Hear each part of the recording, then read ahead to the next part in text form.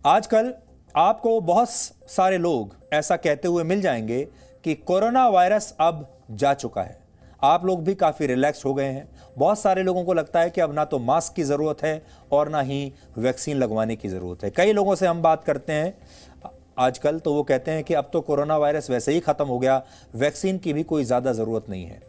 लोगों की मास्क लगाने और बार बार हाथ धोने की आदतें भी अब धीरे धीरे छूट रही हैं, या ये कह लीजिए कि कोरोना वायरस का जो डर था अब वो धीरे धीरे समाप्त हो रहा है। इसलिए इससे पहले कि आपका ये डर समाप्त हो जाए, इससे पहले कि आप समझ लें कि अब सब कुछ ठीक हो चुका है, आप पुराने वाले युग में पहुंच चुके हैं, उससे पहले आपको ये तस्वीर दिखाना चाहते हैं। तस्वीर है गुजरात के मुख्यमंत्री विजय रूपाणी की।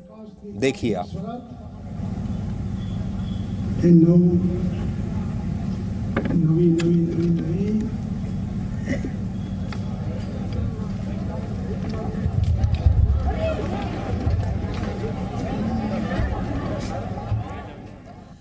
विजय रूपाणी कल गुजरात के वडोदरा में एक सभा को संबोधित कर रहे थे और अचानक इस तरह मंच पर खड़े खड़े बोलते बोलते नीचे गिर पड़े।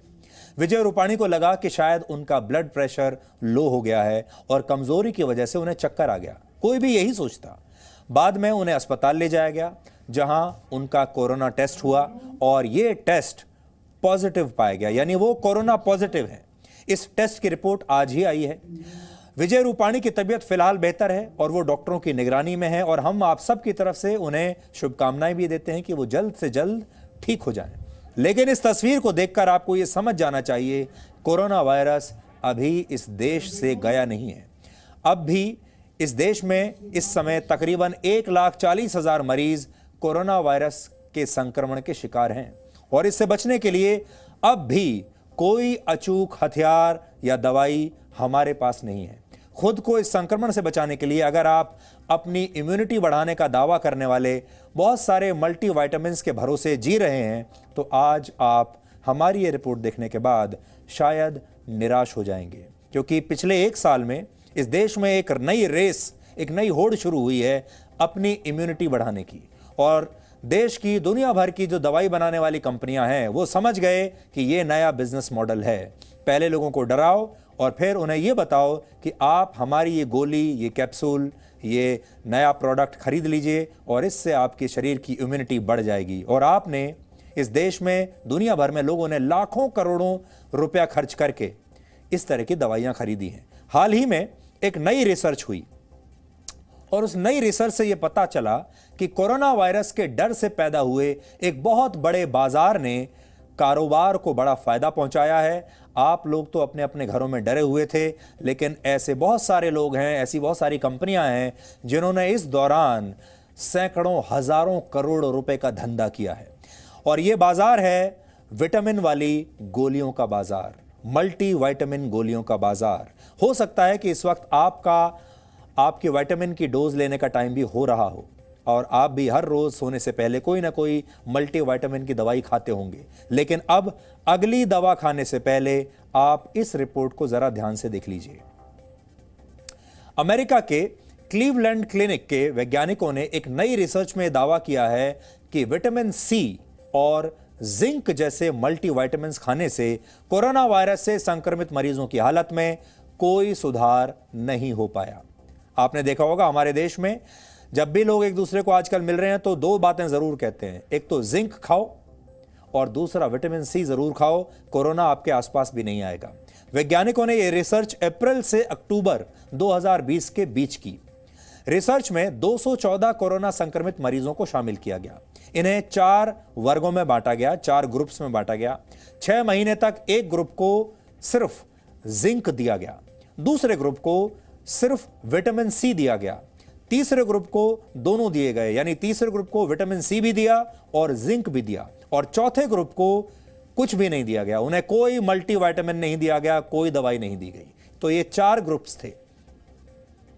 इस स्टडी में वैज्ञानिक ये देखना चाहते थे कि मल्टी विटामिन लेने वाले ग्रुप में कोरोना संक्रमण के लक्षणों से कितनी जल्दी राहत मिलती है। इसके बाद वैज्ञानिकों को यह भी देखना था कि मल्टी विटामिन लेने वाले लोग कितनी जल्दी ठीक हुए और उनकी रिकवरी कैसी रही। रिकवरी तेज रही, धीरे रही। लेकिन जब रिसर्चर्स ने यह देखा कि कोरोना संक्रमित मरीजों को विटामिन की गोलियां लेने से कोई फर्क पड़ा ही नहीं, तो उन्होंने इसी निष्कर्ष के साथ इस रिसर्च को खत्म कर दिया कि ये दवाएं किसी भी तरह का कोई फायदा नहीं पहुंचा सकी। जिंक इन्फेक्शन से लड़ने की ताकत बढ़ाने वाला माना जाता है। आपने भी सुना होगा, हमारे देश में भी एक समय ऐसा आ गया था जब लोग जिंक लगातार खा रहे थे, जिंक की गोलियां खा रहे थे, जिससे लोगों को यह बताया गया था कि इससे आपकी प्रतिरोधक क्षमता बढ़ जाएगी। रोग प्रतिरोधक क्षमता बढ़ाने का दावा करने वाली यह दवा बच्चों को भी खाने की सलाह दी जाती है और आप में से बहुत सारे लोगों ने अपने बच्चों को तो खासतौर पर खिलाई होगी। विटामिन सी को भी इम्यूनिटी बढ़ाने वाला माना जाता है और विटामिन सी एंटीऑक्सीडेंट भी माना जाता है, यानी वो दवा जो आपको सेहतमंद और जवान रखने में मदद करती है। कोरोना संक्रमण में इम्यूनिटी यानी अच्छे स्वास्थ्य की भूमिका को देखते हुए इन दवाओं को खाने की सलाह दी गई। बहुत सारे डॉक्टर्स ने भी ये कहा। ये दोनों ओवर द काउंटर दवाएं हैं, यानी इन्हें बिना किसी डॉक्टर के प्रिस्क्रिप्शन के भी आप खरीद सकते हैं। लोगों ने इन दवाओं को इतना खरीदा कि इस वर्ष दवाओं के बाजार के सारे समीकरण बदल गए। और जैसा हम आपको बता रहे थे कि बहुत सारी दवा कंपनियों ने इस साल बहुत पैसा कमाया। एक फार्मा रिसर्च फर्म के आकलन के मुताबिक भारत के लोगों ने वर्ष 2020 में 500 करोड़ के मल्टीविटामिन्स खरीदे। जिंक सप्लीमेंट की सेल 93% तक बढ़ गई। 54 करोड़ गोलियां अकेले भारत में खरीदी गई। विटामिन सी की सेल 110% बढ़ गई और विटामिन सी की 185 करोड़ गोलियां हमारे देश में बिकी। 30 साल पहले बाजार में आए जिंक के एक पॉपुलर ब्रांड की बिक्री ने अब तक के सारे रिकॉर्ड तोड़ दिए और अक्टूबर आते आते ये जिंक वाली जो गोली थी, ये देश की सबसे ज्यादा बिकने वाली गोली बन गई, सबसे ज्यादा बिकने वाला ब्रांड बन गया।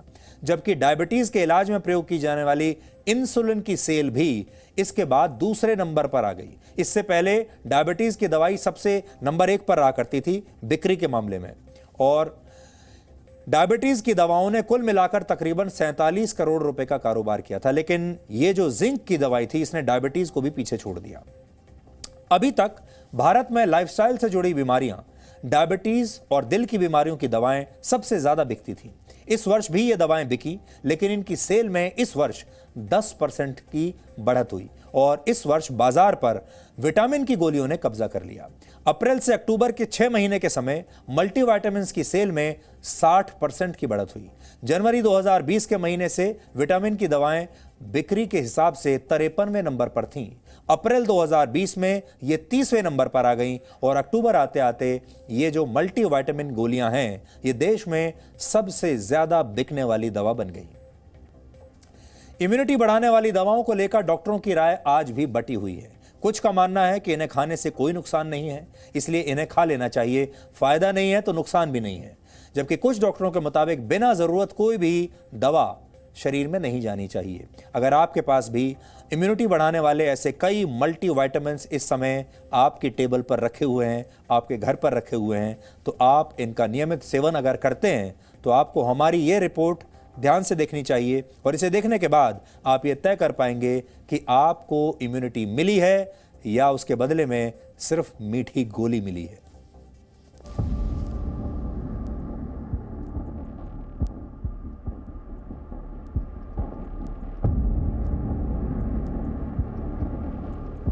आज से 1 साल पहले कोरोना वायरस की बीमारी या इसके इलाज के बारे में किसी को ज्यादा जानकारी नहीं थी, लेकिन इम्यूनिटी को मजबूत रखना है, यह जरूर शुरू से समझाया जा रहा था। तो लोगों ने बाजार में मौजूद इम्यूनिटी बढ़ाने वाले नुस्खों को अपनाना शुरू कर दिया और इन नुस्खों में बाजी मारी विटामिन सी और जिंक की दवाओं ने। पता तो पहले से भी था, पर यह है कि अब लेने लगे क्योंकि कोरोना की वजह से लगा कि शायद इम्यूनिटी इससे और ज़्यादा कंटिन्यूटी में लेते रहे। रेकमेंड भी करी गई थी, डॉक्टर्स ने बोला था कि इसे लेने से आपको इम्यूनिटी आपकी अच्छी डेवलप होएगी, तो इस वजह से। लेकिन अब वैज्ञानिकों ने एक नई रिसर्च में पता लगाया कि विटामिन सी और जिंक के इस्तेमाल से कोरोना से लड़ने में कोई मदद नहीं मिलती। रिसर्च के मुताबिक इन दवाओं को लेने वाले और न लेने वाले दोनों तरह के लोगों की रिकवरी में कोई अंतर नहीं देखा गया। लेकिन कोरोना वायरस के इलाज के लिए कई तरह की दवाएं आजमाई जा रही थीं। लिहाजा अंधेरे में तीर मार रहे एक्सपर्ट्स की सलाह का फायदा दवा बाजार को जरूर हो गया। अपनी तरफ से लोगों जो है इम्यूनिटी सिस्टम बढ़ाने के लिए जो है विटामिन सी, जिंक की टैबलेट की डिमांड बढ़ गया। मांगने लगे लोग जो है कि मुझे जो इम्यूनिटी सिस्टम बढ़ाना है तो कैसे बढ़ाएं, तो विटामिन सी और जो है जिंक की टैबलेट लेने से ही बढ़ रहा है। विटामिन की दवाएं खाने वालों ने इस बात पर भरोसा कर लिया कि फायदा हो या ना हो, नुकसान नहीं होगा तो खा लेने में क्या बुराई है। कोरोना संक्रमण काल में ये दवाएं एक तरह से पूरी परिवार की प्रिस्क्रिप्शन बन गईं। नोएडा के रहने वाले इस परिवार में एक व्यक्ति को कोरोना हुआ तो परिवार के हर सदस्य ने विटामिन की गोलियां खानी शुरू कर दी।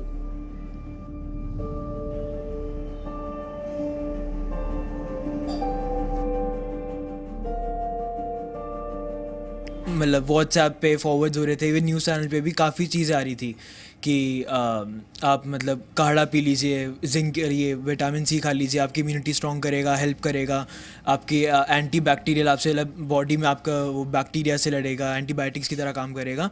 तो काफ़ी लोगों ने इस चीज़ को क्योंकि उस टाइम पे क्या हो रहा था कि आदमी फोकस नहीं कर रहा था, उसको जान का था, तो वो इतना फैक्ट्स में उन चीज़ों में जा नहीं रहा था, उसको जो भी न्यूज़ मिल रही थी आदमी उसको प्रेफर कर रहा था कि हाँ भाई हेल्प हो जाए मे बी इस चीज़ से। विटामिन हमारे शरीर के लिए जरूरी होते हैं, इसमें कोई संदेह नहीं है, लेकिन क्या सिर्फ कोरोना वायरस के डर से इन्हें ले लेना सही है? और क्या दवाओं से सच में इम्यूनिटी आ सकती है?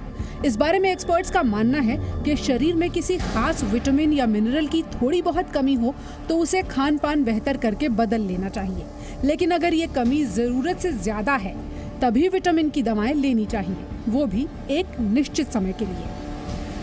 नहीं, इम्यूनोलॉजिकली बॉडी को जिंक की रिक्वायरमेंट है and that requires only 20 milligram per day, but यहाँ तो लोगों ने 50 मिलीग्राम 60 मिलीग्राम दिया, दिन में 2-2 3-3 बार दिया, and this was totally hypothetical.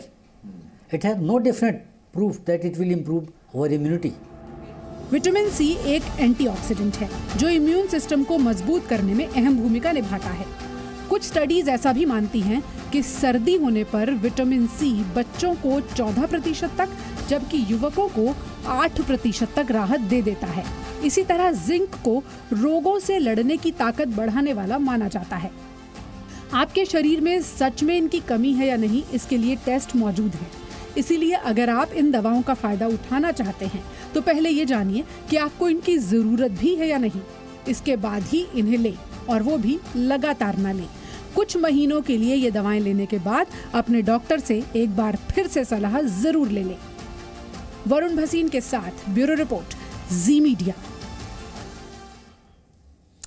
हम हमेशा ये कोशिश करते हैं कि हमारे दर्शक, जी न्यूज़ के जो दर्शक हैं, वो हमेशा इन्फॉर्म्ड रहें, वो जागरूक रहें और वो इतने सशक्त रहें कि वो अपने फैसले खुद ले पाएं। इसलिए आपको ये रिपोर्ट भी दिखा रहे हैं। विटामिन सी और जिंक की कितनी मात्रा सही होती है, अब आपको इसके बारे में बताते हैं। आप चाहें तो ये जानकारी नोट भी कर सकते हैं और अपने दोस्तों के साथ, परिवार के दूसरे सदस्यों के साथ इसे शेयर भी कर सकते हैं। विटामिन सी का सामान्य स्तर 0.3 मिलीग्राम से 0.6 मिलीग्राम के बीच होना चाहिए और इसके लिए 18 साल से ज्यादा उम्र के लोगों को रोजाना अपने खाने में 20 मिलीग्राम से 2000 मिलीग्राम तक विटामिन सी लेना चाहिए। कई तरह के फलों में विटामिन सी पाया जाता है, इसलिए जरूरी नहीं कि आप बाजार से कोई गोली खरीद कर ही खाएं। एक संतरे में लगभग 70 मिलीग्राम विटामिन सी होता है, अमरूद में 165 मिलीग्राम विटामिन सी होता है और एक कप स्ट्रॉबेरीज में 98 मिलीग्राम विटामिन सी पाया जाता है। इसके अलावा आंवला, नींबू, टमाटर और चुकंदर से भी विटामिन मिल सकता है। दालों में भी विटामिन सी पाया जाता है। इसी तरह जिंक का सामान्य स्तर 70 से 290 माइक्रोग्राम होता है। इसे पूरा करने के लिए आपके भोजन में रोजाना 8 से 11 मिलीग्राम जिंक होना चाहिए। 100 ग्राम चिकन में 4.8 मिलीग्राम जिंक होता है। 100 ग्राम काजू में 5.6 मिलीग्राम जिंक होता है और 1 कप दूध में 1 मिलीग्राम जिंक होता है और आधा कप बेक्ड बीन्स में 3 मिलीग्राम जिंक होता है।